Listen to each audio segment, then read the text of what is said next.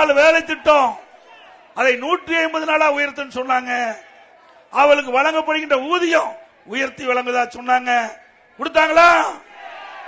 அந்த 100 நாள் வேலை திட்டம் குறைஞ்சி 50 நாள் ஆயிட்டது. அதுதான் திமுக ஆட்சியுடைய சாதனை. ஆக இப்படிப்பட்ட அரசாங்கம் தேவையா?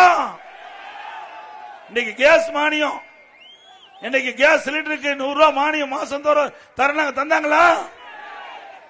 இன்னைக்கு நம்ம இளைஞர்கள் கல்வி கற்பதற்கு வங்கியில கல்வி கடன் வாங்கி இருக்கிறாங்க. திமுக ஆட்சிக்கு நாங்க ரத்து பண்ணாங்களா? மாதந்தோறும் மின் கட்டணம் கணக்கிடப்படும் சொன்னாங்க.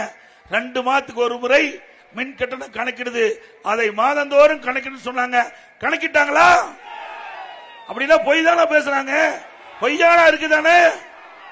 இதை 2026 சட்டமன்ற தேர்தலிலே கவனமாக இருந்து இப்படிப்பட்ட பித்தலாட்டம் செய்கின்ற அரசுக்கு இன்றைக்கு மரணடி கொடுக்க வேண்டும். கொடுப்பீங்களா?